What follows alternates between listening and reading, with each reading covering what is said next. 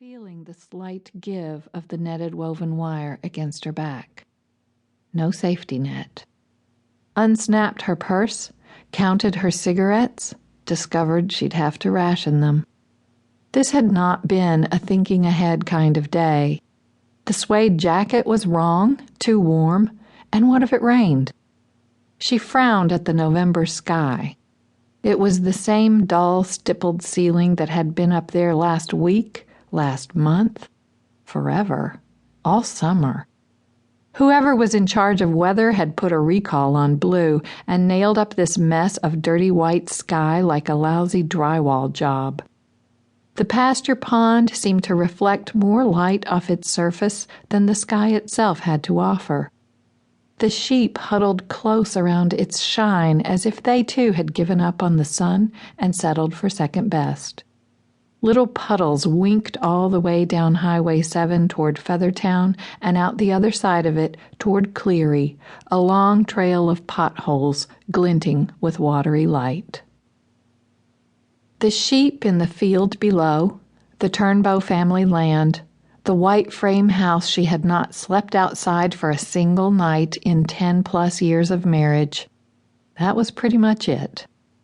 The widescreen version of her life since age 17, not including the brief hospital excursions, childbirth related.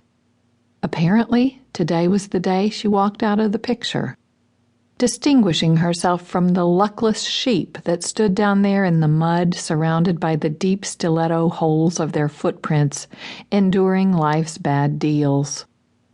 They'd worn their heavy wool through the muggy summer, and now that winter was almost here, they would be shorn. Life was just one long proposition they never saw coming. Their pasture looked drowned. In the next field over, the orchard painstakingly planted by the neighbors last year was now dying under the rain. From here, it all looked fixed and strange. Even her house, probably due to the angle. She only looked out those windows, never into them, given the company she kept with people who rolled plastic trucks on the floor. Certainly she never climbed up here to check out the domestic arrangement. The condition of the roof was not encouraging.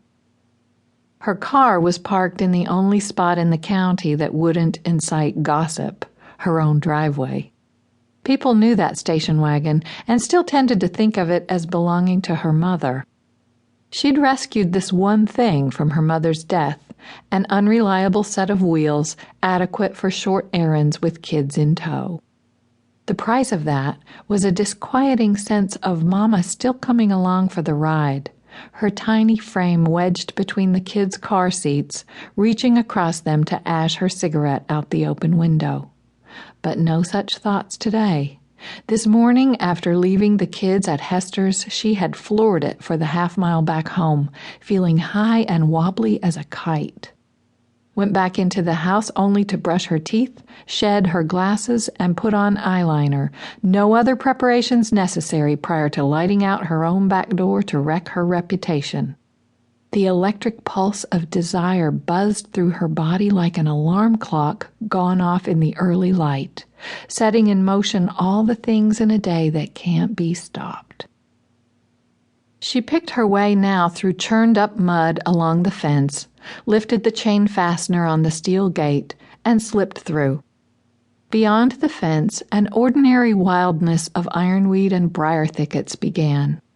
An old road cut through it, long unused, crisscrossed by wild raspberries bending across in tall arcs. In recent times she'd come up here only once, berry picking with her husband Cub and some of his buddies 2 summers ago, and it definitely wasn't her idea. She'd been barrel-round pregnant with Cordelia, and thinking she might be called on to deliver the child right there in the brambles. That's how she knew which June that was. So Preston would have been 4. She remembered him holding her hand for dear life while Cub's hot dog friends scared them half to death about snakes. These raspberry canes were a weird color for a plant, she noticed now. Not that she would know nature if it bit her, but bright pink? The color of a frosted lipstick some 13-year-old might want to wear. She had probably